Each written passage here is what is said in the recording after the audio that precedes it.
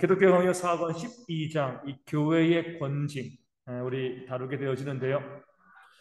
우리 살아오면서 우리 생활하시면서 권징을 한번 보신 적이 있나요? 내가 안 당해도 우리 교회 가운데서 언제요? 예, 네. 권사님이요? 어떤 권징을 했어요? 어머니를 어떤 권징이요?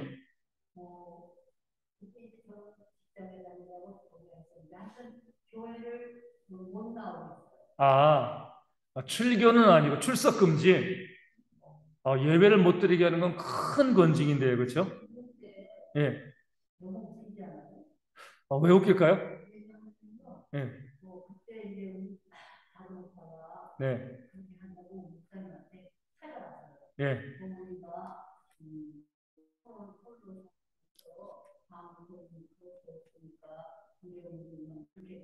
예.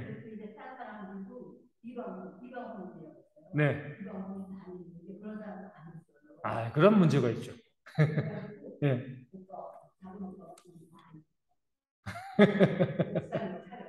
예.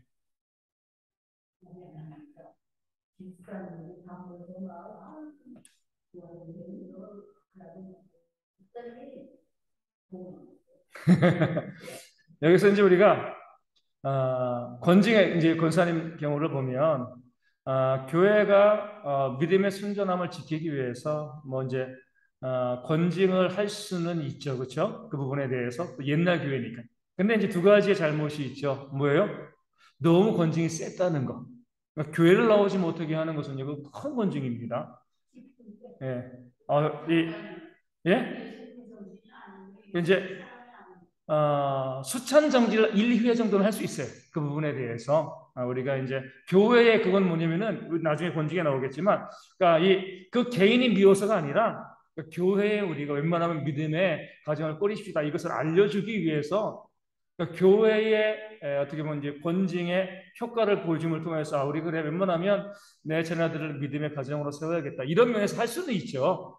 그러면은 뭐 수찬 정지 1회, 뭐 2회 이 정도면 제가 봤을 때 충분하다라고 생각하지만 교회를 나오지 못하게 한 것은 이거 큰 문제인 겁니다. 그렇죠? 왜냐면은 구원받은 백성이 교회를 나오지 못한다는 것은 이건 하나님에서 떨어진다는 것과 다를 것 같거든요. 그러니까 이제 출교한 건 아니지만 교회를 나오지 못할 그렇다고 그분이 다른 교회 나가실 것도 아니잖아요, 그렇죠? 그랬을 때에 그거는 뭐랄까 교회가 뭐 죄가 있다라고 보기보단 그 부족한 부분에 대해서 권징이 너무 셌다 이렇게 볼 수 있고 두 번째 뭐예요? 공정하지 않다는 거죠.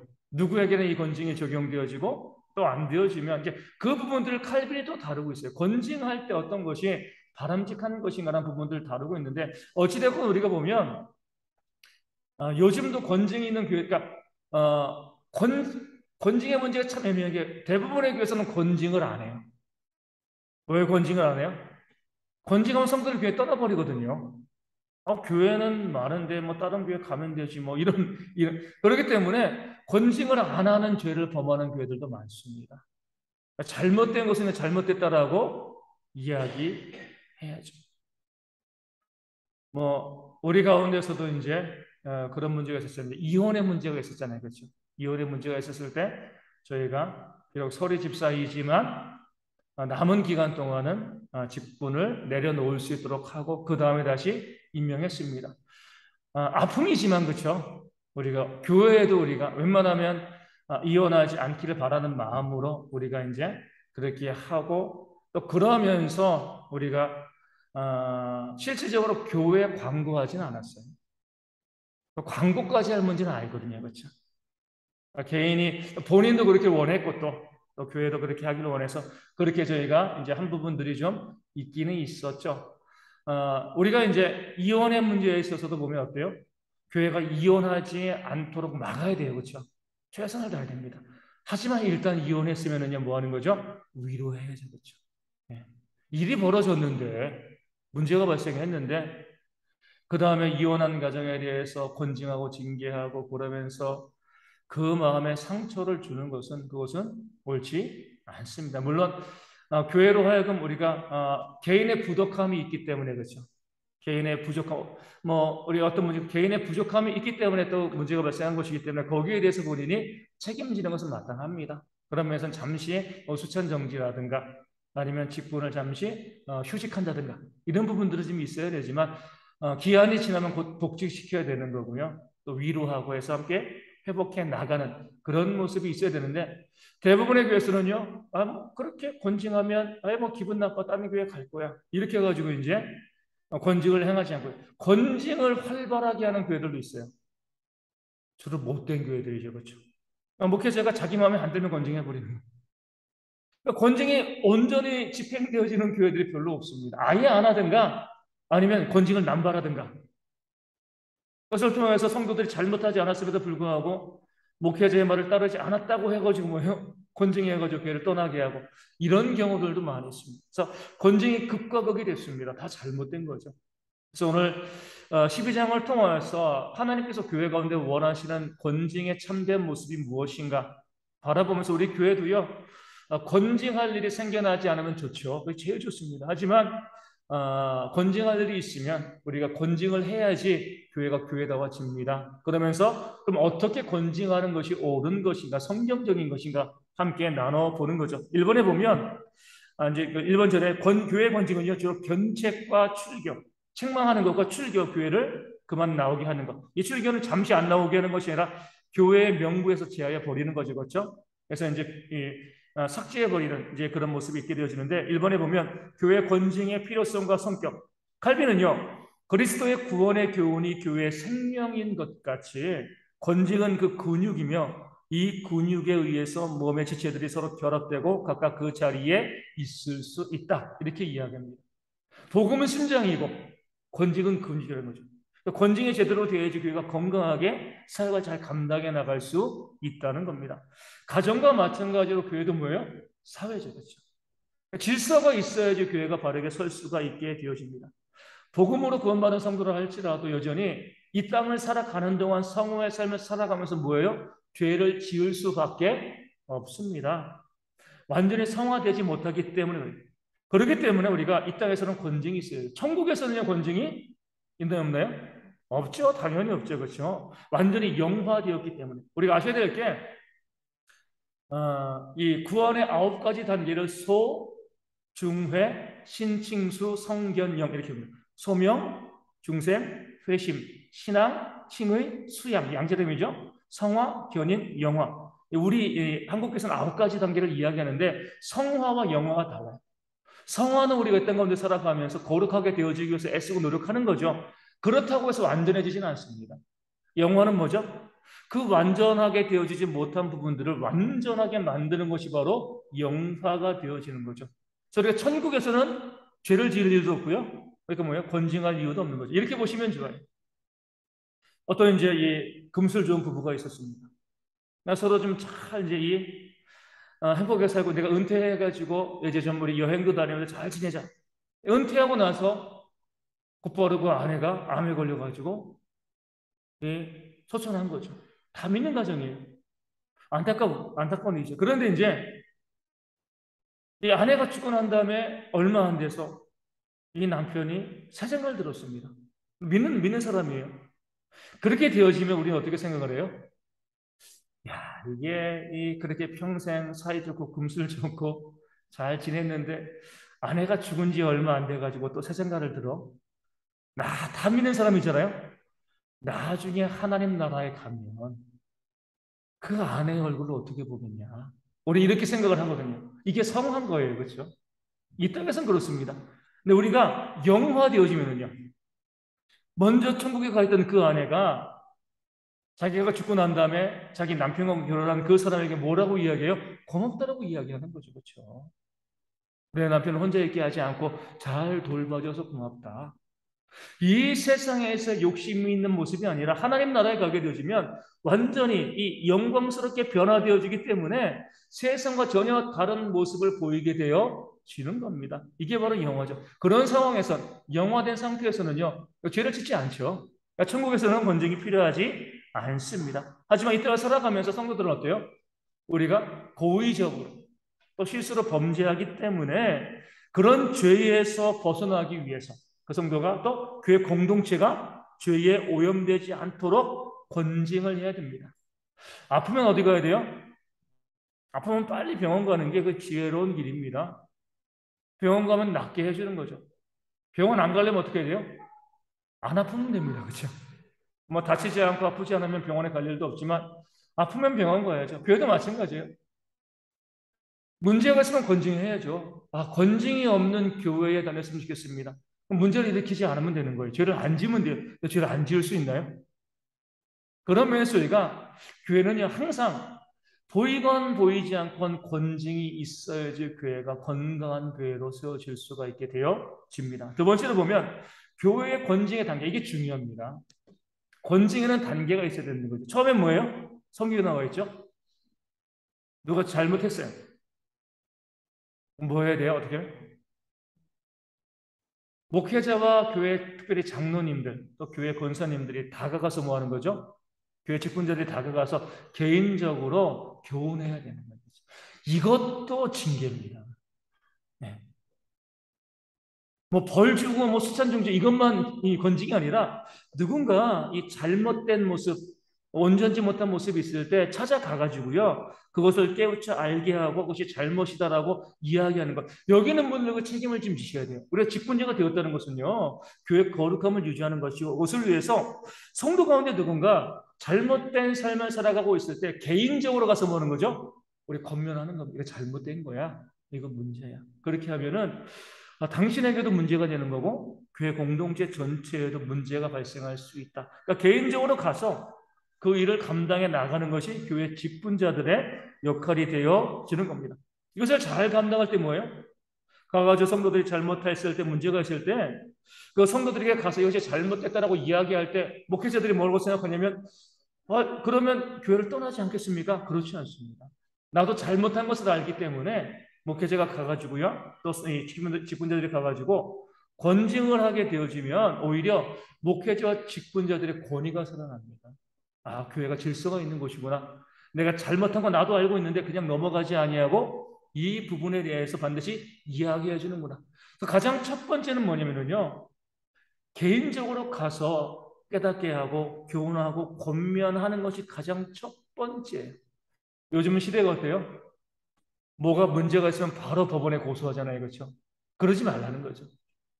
교회에서도 그러고요. 우리 세상에서도 그러고 우리가 무엇인가 잘못된 부분이 있으면 뭐라고요? 먼저 찾아가가지고 개인적으로 1대1로 권면하는 모습들이 있어야 돼요. 그런 모습이 있어야지 질서가 잡힙니다. 왜냐면은 사람들은 내가 잘못된 부분들을 알지만 이것이 다른 사람들에게 나타나는 건 싫어요. 개인적으로 가서 이야기하면 나타나지 않고 어떻게 비밀 유지가 되는 거거든요. 사생활이 보호가 됩니다. 그러면서 죄에서 벗어나게 해야지. 잘못한 것을 바로 고소하거나 떠벌리거나 알려주게 되어지면 그러면은요 그 죄에서 떠나기보다 더 오히려 반감을 가질 수밖에 없기 때문에 우리도 항상 보면 그 사람이 어떤 잘못이 있다라고 하면 먼저 뭐 하는 거죠? 찾아가야죠. 기도하고 찾아갔어요. 찾아가서 이야기하게 되고 그것을 통해서 그 사람의 잘못된 부분들을 고쳐나가는 모습들이 있어야 됩니다. 두 번째는 뭐예요?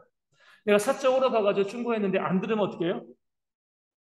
제가 이제 가서 이제 이야기를 했습니다. 안 들어요. 그럼 장로님, 권사님, 안수집사님 같이 몇몇 가는 거지, 그렇죠? 같이 가서 또 권면하는 겁니다. 이게 잘못된 부분이다. 그러니까 증인들과 더불어 가는 거예요. 그러니까 왜냐면은 여러 사람이 가는 이유는 이거죠. 우리가 함께 생각해 봤을 때도 잘못된 거라는 거예요. 왜냐면 혼자 가면은 내가 잘못했다고 이야기하는 거 목사님 개인의 생각 아닙니까? 장로님, 권사님, 안수집사님 개인의 생각 아닙니까? 이렇게 이야기할 수 있거든요. 근데 우리가 함께 생각을 해보니까 우리가 함께 이야기해보니까 잘못된 것 같아요. 같이 가서 우리가 그 사람을 권면하는 거죠. 그러니까 교회가 정말 이 일에 힘써야 돼요. 개인적인 문제가 있을 때 잘못이 있을 때 개인적으로 찾아가서 잘못된 것을 이야기하고요. 또 몇몇이 찾아가가지고 그 부분에 대해서 물론 이제 몇몇이란 것이요. 그냥 성도들끼리 찾아가시면 안 돼요. 교회 직분자들, 목사나 장로, 권사, 안수집사 이 직분자들 포함해서 가야 됩니다. 그래서 같이 가서 뭐예요? 이것이 잘못되었다라고 이야기를 하고 그렇게 해서 돌이키면 너무나 감사하지만 그렇게 해서도요 안 들으면 그다음에 뭐 하는 거죠? 그러면 이제 교회가 정식적으로 그 문제를 다뤄야 되는 거죠. 그렇죠? 뭐 공동의회라든가 이런 문제를 통해서 우리가 다루고 거기서 경고하는데 그때라도 회개하면 좋지만 거기에서도 회개하지 않으면 그때는 뭐 하는 거죠? 출교하는 거죠. 그렇죠? 어쩔 수가 없습니다. 잘못을 계속 두면 안 되니까 돌이키기 위해서 이야기했는데도 목사가 또 장로가 또 교회 직분들이 개인적으로 가서도 안 듣고요. 여러 사람이 가서 이야기해도 안 듣고 또 공동회를 통해서 교회 전체가 그 문제를 다루는데도 반발하면 교회가 마지막으로 할 수 있는 것은 출교입니다. 출교. 뭐 뒤에도 다루겠지만 요즘은 출교 신경도 안 쓰죠. 그렇죠? 다른 교회 가버리면 되니까. 그러니까 교회 연대성이 무너진 거예요. 무슨 말이냐면 어떤 교회에서 출교를 당한 사람이 있으면은요, 다른 교회에서 받아주면 안 됩니다. 일단은 심사를 해야 돼요. 그 교회에서 당회라든가 교회의 직분자들이 심사를 해야 되는 거죠. 심사를 해가지고 이 사람이 정말 잘못한 건가 잘못하지 않은 것인가 해서 그 잘못하지 않았으면 받아들이되 잘못한 것이면 어떻게 해요? 그 교회에 가서 문제를 해결하고 오라라고 이야기해야 됩니다. 한 교회에서 잘못했음에도 불구하고 우리는 우리 성도 늘려야 되니까 무조건 받아줍니다. 그럼 그렇게 교회 온 성도들이 그 교회도 문제를 일으키는 거예요. 한 명이 늘어나는 게 중요한 게 아니라 그 한 명이 들어와서 10명을 데리고 나갑니다. 항상 우리가 교회를 옮길 때 합당한 이유가 있어야 됩니다. 왜 교회를 옮기는가? 이사라든가 뭐 여러 가지 뭐 그런 문제를 분명히 보고 그것을 가지고서 옮기는 것들을 듣고 또 그것을 교회가 결정해 나갈 수 있게 되어지는 겁니다. 이런 이 권징의 단계를 두는 것은요. 제일 중요한 것은 개인을 아끼는 마음을 보여주는 거예요. 어떤 사람이 범죄했을 때 무조건 쫓아내는 것이 아니라 그 사람이 그 죄 가운데서 벗어나서 온전히 살기를 바라는 마음으로 그 프라이버시를 보호해 주면서 먼저 가서 이야기하고 안 들으면 여러 사람이 또 교회의 모든 공동체를 통해서 그것을 이야기하고 나누게 되는 거죠. 그것을 통해서 그 사람이 믿음 가운데 지금 돌아오기를 바라는 목적이 가장 큽니다. 그러니까 중요한 건 이거예요. 우리가 항상 이 권징에 있어서 범죄한 그 사람이 있는 곳에서 이야기하는 겁니다. 잘못한 사람이 있는 곳에서 이야기하라는 겁니다. 개인이 가건 여럿이 가건 공동회로 또 문제를 해요. 교회 가운데 가장 악한 모습 중에 하나가 뭐냐면 우리가 욕하는 대상이 없는데 그것을 욕하는 거예요. 뒤에서 수군거리는 겁니다. 아예 어느 집사가 어느 목사가 어느 장로가 여기는 없어요. 그 대상자가. 근데 서로 모여가지고 삼삼오오 모여가지고 그 사람에 대해서 잘못해서 문제야. 이렇게 하지 마시라는 거예요. 그렇게 되어지니까 왜곡이 발생하고요. 교회가 깨어지는 겁니다. 어떤 사람이 분명히 잘못이 있고 그 잘못에 대해서 우리가 고쳐야 된다라는 생각이 있으면 그 사람이 있는 자리 누군가의 문제에 대해서 이야기하면 그 사람을 불러와가지고 그래야지 그 사람 반론도 듣는 거잖아요. 그렇죠? 그 사람이 정말 잘못한 것인지 아닌지 그의 입장도 들을 수가 있는 겁니다. 그렇게 하지 아니하고 뒤에서 몇몇이 수군거리면서 그 사람을 죄인으로 만들어가는 그런 모습이 우리 가운데 얼마나 많이 있습니까? 우리 이제 뭐 인터넷에 보면 그런 얘기들이 나오잖아요. 아침에 이제 회사 가가지고 어떤 이제 이 드라마를 하나 봤다라고 이야기하는 거예요. 전 드라마 잘 모르지만 옛날에 뭐 이 무슨 토익학원 다니는 그런 이제 드라마가 하나 있었다 그래요. 아, 이 드라마 봤어. 그러면 이제 이 점심 때쯤 되면 사람들이 뭐라고 이야기하냐면 아, 그 직원이 이제 이 영어 학원을 다닌대. 드라마를 본 건데 토익 학원을 다닌대. 그러니까 저녁쯤 되면은요, 아, 퇴사한대. 이직한대. 아니, 나는 그냥 드라마 봤다고 이야기했는데 저녁 되어지니까 영어 학원 다니니까 아, 그러니까 다른 직장을 가지려나 보다. 그러니까 퇴직한다는 말이 나오는 거죠. 어떤 사람이 이제 직장 가가지고 다이어리그램 하나 가져왔는데 집에 그냥 흔히 뭐 집에 그냥 있던 국회 다이어리가 하나 있었대요. 그냥 왜 그게 집에 있는지 모르지만 그것을 가지고 직장을 갔어요. 갔더니 직장인들이 아버지가 국회의원이야? 선거 때가 됐으니까 아 누구시 바쁘겠네. 이제 아버지 선거 도와야지. 이게 무슨 말이에요? 그러니까 다이어리 하나 가지고 왔는데 아, 왜 저 다이어를 가지고 왔을까? 국회에서 가져온 거 보니까 아버지가 국회의원인 것 같아. 그러니까 사람들이 마음껏 그 얘기를 가지고요. 계속 돌리고 돌리다 보면 전혀 엉뚱한 이야기들이 나오는 거죠. 교회도 그래요. 당사자가 없는 상황 가운데 물어보지 아니하고요. 그 사람에 대해서 이야기하면 선한 일도 악한 일이 되어집니다. 그러니까 우리가 항상 권징을 이야기할 때 그 권징의 가장 중요한 것 중에 하나가 먼저 가서 그 사람에게 이야기하는 건데 사실을 확인하셔야 돼요. 내가 얼핏 듣고 누가 이렇게 이야기했어? 이것이 계속 사람들에게 이야기되어지면은요, 나중에는요, 걷잡을 수 없는 일이 벌어집니다. 그러하기 때문에 항상 우리가 권징을 하고 어떤 문제에 대해서 다룰 때는요, 그 문제의 당사자가 있는 자리에서 다루고 이야기하고 확인하고 그 사람도 이것이 잘못이다라고 이야기하는 그런 모습이 있어요. 예전에 제가 서울에 있는 교회에 있을 때 어떤 이제 전도사님이 이제 전화가 왔어요. 선배 전도사님인데 그 시골 교회에 있는 전도사님이었거든요. 그래가지고 저한테 이제 이렇게 이야기하는 거죠.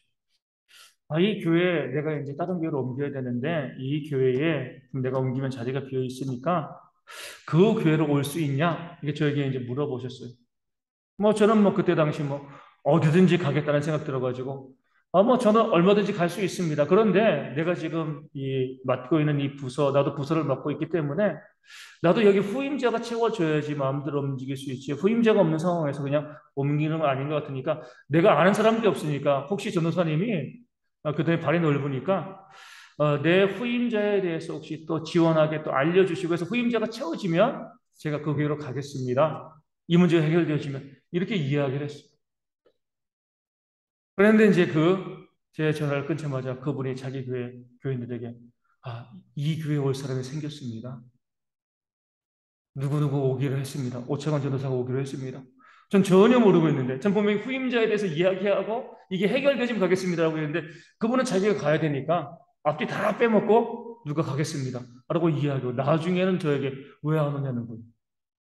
이건 무슨 말인가, 이게. 그렇게 하고 나가지고 제가 상당히 오랜 시간 교단의 욕을 먹었습니다. 약속도 안 지키고, 간다고 하고 가지도 않냐고. 그렇게 말을 퍼뜨리니까, 뭐 제가 대꾸하지 않았어요. 뭐 거기에 대해서 뭐 굳이 제가 이것을 다 변명할 필요도 없고 그렇게 했는데 이렇게 우리가 당사자가 없는 상황 가운데서 사람들이 이야기를 하게 되어지면은요, 이 자기 유익한 대로 말들이 만들어지기 때문에 나중에는요 큰 문제와 아픔들이 발생을 합니다. 그래서 우리 성도님들 모여서 다른 사람 이야기하지 마세요. 그 안에 있는 사람들 이야기만 하세요.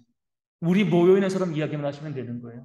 좋은 얘기건 나쁜 얘기건 우리 함께 모여서 있지 아니한 사람 이야기를 웬만하면 하지 않는 것이 유익합니다. 권징에서도 중요한 것은요, 그 잘못한 사람이 배석한 상황에서 이것이 잘못됐다라고 이야기하고 고쳐야지. 우리가 잘못한 것이 있으면 그가 반론할 것이고, 그래서 문제를 만들어내지 않게 되어지는 겁니다. 그래서 세 번째 보면 숨은 죄와 나타난 죄가 있습니다. 숨겨진 죄와 드러난 죄가 있는 거죠.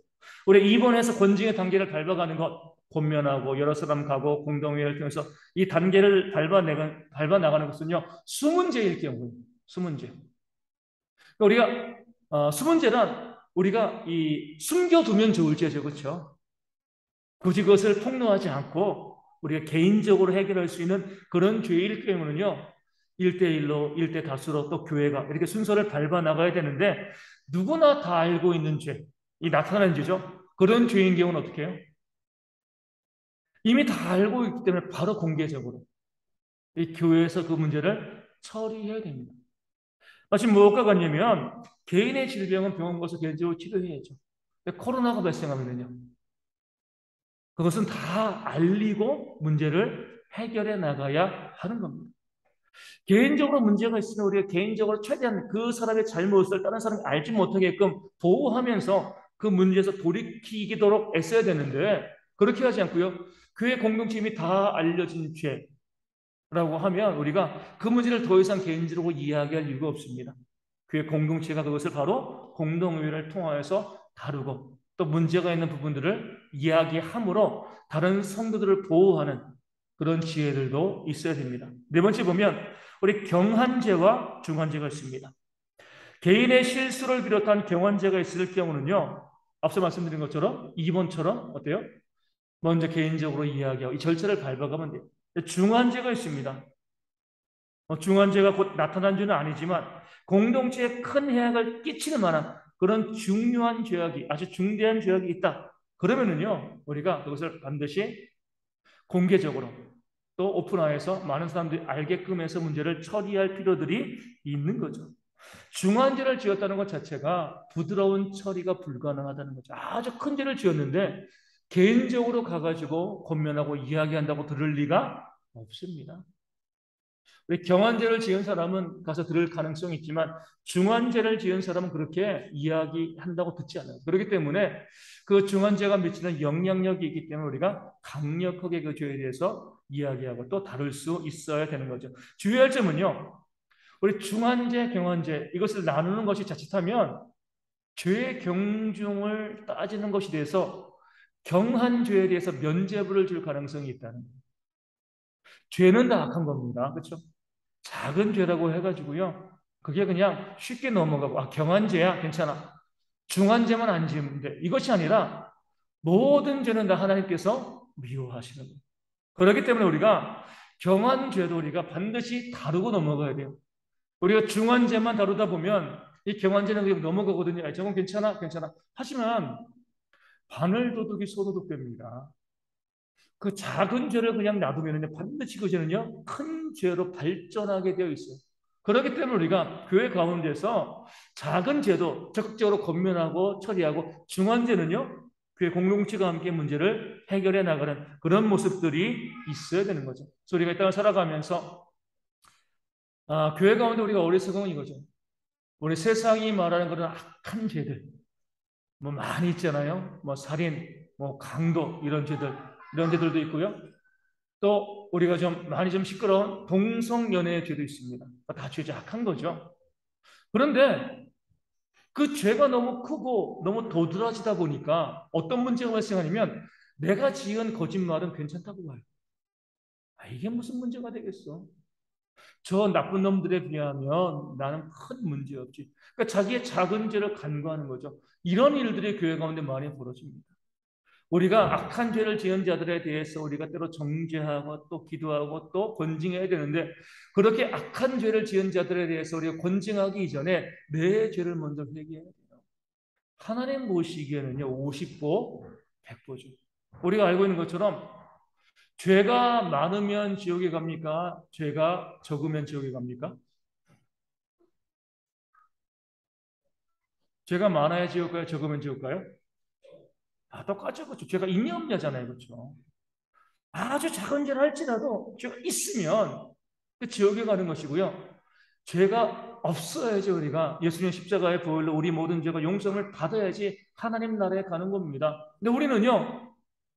나는 적은 죄를 지었어. 나는 경한 죄야. 너는 중한 죄야. 나는 문제 없어. 그렇지 않아요. 죄가 있는 게 문제가 되어지는 거죠. 중한 죄와 경한 죄를 나누는 것은 위험성이 있습니다. 다 죄예요. 우리가 그 죄를 처리하기 위해서 경하다 중하다 따지는 것이지 그 중한 죄 때문에 내 경한 죄, 경하게 보여지는 이 죄가 간과되어지고요. 무시되어지고 용납되어서는 안 되는 겁니다. 그래서 우리 항상 보면 뭐 어떤 사람이 전과 몇 범이다, 뭐 살인을 했다. 그런 사람이 교회에 옵니다. 그래서 우리가 그 사람을 볼 때, 야, 저 사람은 저 악한 사람이야. 보는 게 아니죠. 나와 같은 죄인임을 보시는 거예요.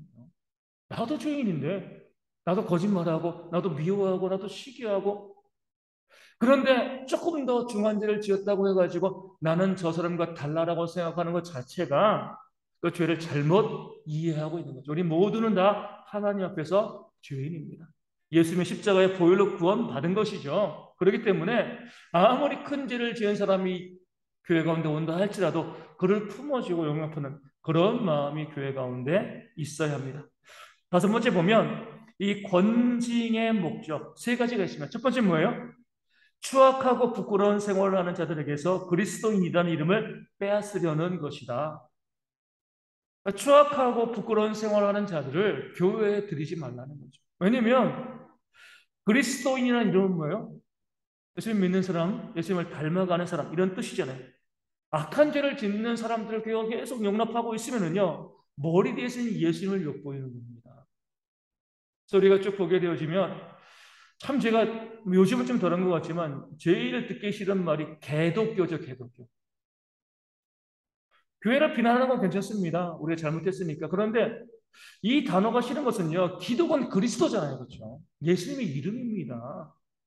그 이름을 그렇게 부르니까 저는 그 이름을 들을 때마다 너무 우리 주님께 민망하고 너무 죄송한 그런 마음이 들게 되어지는 거죠.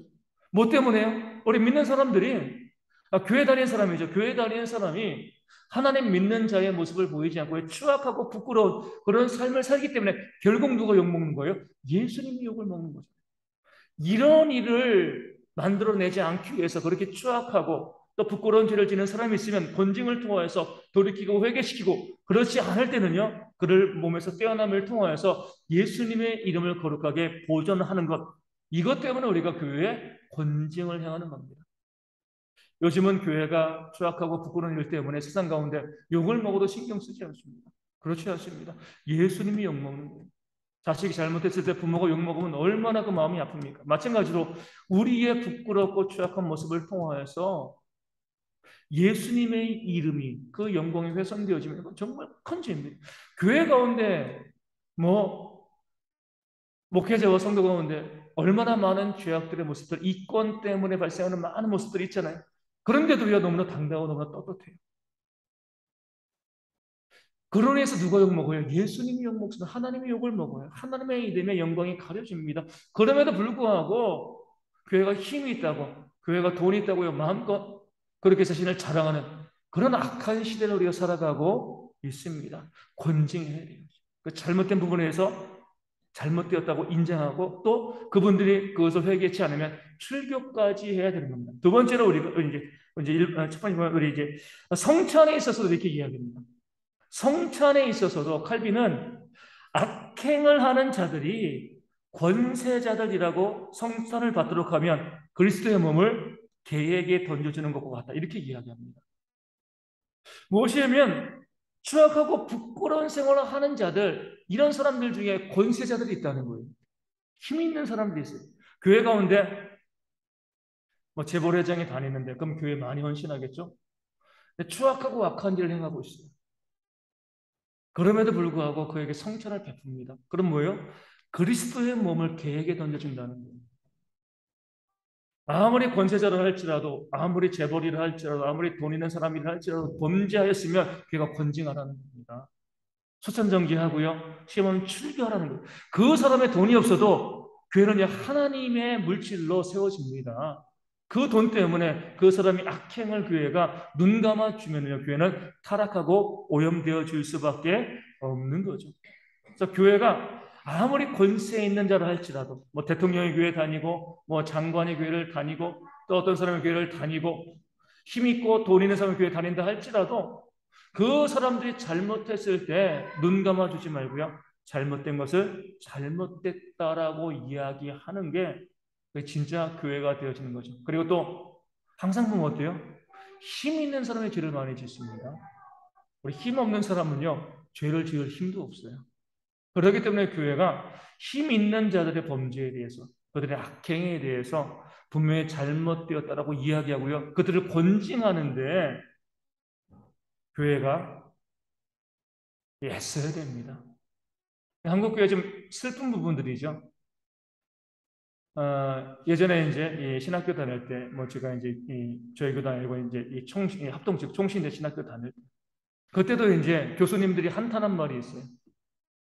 이 합동 측, 이 보수적인 교단의 이제 합동 측의 신학은 사랑의 교회 신학이라고 이야기하는 거예요. 신학교에서 교수들이 가르치는 것보다 그 한 교회가 힘이 있으니까 그 교회가 그 교단의 신학과 다른 것을 이야기해도 다 그것을 따라간다는 겁니다. 교수들이 우리가 신학교에서 가르칠 이유가 뭐가 있냐? 교회가 잘못된 것을 가도 그것이 다 인정되어지고 있는 시대를 살아가고 있으니까 우리가 아무리 가르쳐도 소용이 없다는 거죠. 지금도 마찬가지잖아요. 한국에 힘 있는 교회들이 성경적이지 않은 것을 이야기하고 주장을 해도 아무도 권징하지 않아요. 정말 큰 교회에서 그 교회의 부탁을 들어주지 않았다고 해가지고요. 그 총회장을 아주 인격적으로 무시하고 멸시하는 그런 일이 있어도요. 총회가 그 교회를 권징하지 못합니다. 교회가 힘이 있으니까. 다른 말로 돈이 있으니까. 그러니까 교회의 거룩성이 떨어지는 거예요. 개교회에서도 교단에서도 마찬가지입니다. 아무리 큰 교회, 아무리 능력 있고 힘 있는 그런 성도를 할지라도 그가 잘못했으면 뭐예요? 권징해야죠. 그렇죠? 잘못되었다고 이야기하고요. 거기서 돌이키도록 이야기해야지 교회가 거룩해지고 교회가 바르게 살아갈 수 있게 되어지는 겁니다. 두 번째로 보면 왜 권징을 하는가? 악한 사람들과 항상 교제함으로써 선한 사람들이 타락한 일이 없도록 하려는 것이다. 그러니까 죄의 힘이 너무나 세기 때문에 그래요. 가끔 가다가 제가 뭐 이제 이 인터넷으로 방송을 보면 우리 외국인들이 나오는 경우를 보면요. 그 외국인들이 욕을 그렇게 잘해요. 왜요? 한국 사람에게 배워가지고, 그렇죠? 욕만큼 빨리 배우는 게 없다잖아요. 그렇죠? 악한 것들의 힘이 너무나 강합니다. 자주 말씀드리지만, 우리 사회에서 하나 잘한 것 중에 하나는 방송에서 담배 피는 게 안 나오게 하는 겁니다. 근데 또 뭐 해야 돼요? 방송에서 술 먹는 모습이 안 나와야죠. 그렇죠? 연예인들이 술 먹는 거 자랑합니다. 그러니까 술 먹는 것이 어때요? 하나의 특기와 장점이 되어져 버렸어요. 계속 이런 것을 보여주잖아요. 그런 것을 보여주니까 청소년들도 어때요? 술 먹는 것을 당연하게 생각합니다. 그러면서 당연히 술 먹고 왜? 누구 찾아? 우리 괜찮습니다. 그냥 하겠습니다. 동생이 보고 어, 싶어요. 뭐라고? 동생이 아빠 보고 싶어요. 알았어. 네. 그러니까 방송에서 계속 술 먹는 모습을 보여주니까 사람들이 어때요? 청소년들이 너무나 당연하고 술 먹는 것을 뭐라고 생각해요? 장점. 이렇게 생각을 해버립니다. 우리 WHO 국제보건기구에서도요, 술을, 알코올을 뭐라고 지정했어요? 제1급 발암 물질로 지정했습니다. 조금이라도 술을 마시면은요, 암 유발하는 것들이 너무나 많이 늘어난다는 거예요. 옛날에 뭐 조금 마시는 건강해졌다 그런 거 없대요. 담배도 그렇고 술도 그러고요. 그 마시는 것 자체가 우리 건강에 치명적인 거죠. 그렇죠? 그럼에도 방송에서는요, 그 술 마시는 걸 계속 보여주고 자랑케 하고요. 악한 겁니다. 그 악한 것들이 너무, 우리 방송에서 매일 공부하는 모습 보여준다고 학생들이 공부하나요? 공부 안 하죠. 술 먹는 모습 한번 보여주면요, 금방 퍼져버려요. 악한 것의 힘이에요. 그렇죠? 죄악된 세상 가운데 살고 있기 때문에 죄는 금방 퍼집니다. 교회도 마찬가지입니다. 그 죄를 징계하지 않고 권징하지 않고 놔두면 교회 금방 죄가 작은 누룩이 온 덩이에 퍼지는 것처럼 금방 죄가 가득할 수밖에 없어요. 그래서 우리가 그 작은 죄에 좀 뭐예요? 민감하게 반응할 수 있어야 돼요. 그래서 빨리 그걸 고쳐나가야죠. 우리 아이들도 어렸을 때 잘못된 것을 잘못된 거라고 이야기하고 고쳐나가지 커서도 괜찮지. 그렇지 않으면 커서도 계속 그 잘못된 것을 반복하는 거죠. 예전에 말씀드린 것처럼 어떤 할아버지가 어디 식당만 가면은요, 뭘 가져오시는 거예요. 젓가락도 가져오고, 숟가락도 가져오고. 그런데 이제 그 모습을 보던 그 손주가 나중에 학교 갔는데, 학교 갔다 오니까 필통에 연필이 가득한 거죠. 엄마가 물어보게 뭐냐? 그 친구들 거 가져왔다고. 왜? 할아버지가 가져오시는 걸 본 거예요. 어디 가면 그냥 가져오는 게 너무나 당연한 거죠. 그러면서 필통에 남의 것들이 가득 찬 거예요. 그런 모습들을 그것이 잘못됐다라고 이야기하고 보여주지 않아야 되는데 보여주면 금방 오염됩니다. 그래서 교회 가운데서도 잘못된 모습이 있을 때는 어때요? 우리 아이가 잘못됐다라고 사적으로 권면하고 이야기하고 해서 바르게 잡기 위해서 우리가 애쓰고 노력하는 모습들이 교회 가운데 있어서 선한 사람들이 교회에 오염되지 않도록 하고요. 세 번째 제일 중요합니다. 왜 권징하는가? 비루한 자기에 대해 부끄러움을 이기지 못하는 사람들이 회개하기 시작하도록 만드는 것이다. 제일 중요한 목적이죠. 권징은 여기서 버리는 게 아니에요. 쫓아내기 위해서 권징하는 거 아닙니다.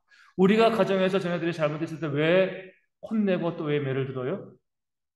돌아오게 하기 위해서 바르게 살도록 하는 것이지 미워가지고 때리고 미워가지고 혼내는 거 아니거든요. 마찬가지로 교회 권징도 마찬가지입니다. 권징을 행할 때 항상 뭐예요? 사랑의 마음이 있어야 돼요. 이 사람이 그 죄에서 돌이켜서 함께 믿음 가운데 교제하기를 바라는 그런 마음으로 권징을 해야지. 야, 너무 미워, 너무 못됐어. 정말 빨리 이 교회 가운데 없어졌으면 좋겠어. 이런 마음을 품으면 안 돼요. 우리 모든 성도들은요, 하시라도 어떤 경우라도요, 야, 저 성도가 우리 교회 안 나왔으면 좋겠어. 그런 마음 가지시면 안 됩니다. 악한 마음이에요. 한 명이라도 포만할 수 있어야죠. 그래서 그거 잘못한 것이 있을 때는요, 우리가 그것에 대해서 우리가 교정하고 우리 권징하지만 그 마음은 뭐죠? 여기에서 그가 벗어나서 교회 가운데 돌아오기를 바라는 마음, 회개하기를 바라는 마음, 그 사랑의 마음을 가지고 권징할 때가 권징의 효과가 있어요. 그래서 우리가 자주 말씀드린 것처럼 어떤 사람에게 정말 잘못한 부분에 있어서 충고해주고 싶다. 그럼 어떻게 하셔야 돼요? 적어도 일주일은 그 사람을 위해서 기도하고 난 다음에 충고하세요. 바로 충고하는 것이 아니라 그 충고를 할지라도 하나님 내가 이렇게 그 사람에 대해서 이야기하는 것이 옳은 것인지 알게 해달라고 또 그 내가 이것을 이야기했을 때 그 사람이 정말 열린 마음으로 잘 받아들여서 그 잘못된 것을 돌이켜서 다시금 교제가 회복되어 줄 수 있게 해달라고 그 사람을 위해서 기도하고 난 다음에 가서 누구누구야 이게 좀 잘못된 것 같아 고쳤으면 좋겠어 이렇게 이야기해야지 그래서 나 잘난 맛으로 너 그거 잘못했어 너 문제야 이렇게 하는 것은 권징이 아니에요. 그 사람을 다시 얻고자 하는 마음, 그 사람이 다시금 믿음 가운데 든든히 서고자 하는 그런 마음을 가지고 사랑의 마음을 가지고 권징하는 그런 모습이 있을 때 교회가 믿음 안에 또 든든하게 세워지게 될 줄로 믿습니다. 여기까지 할 수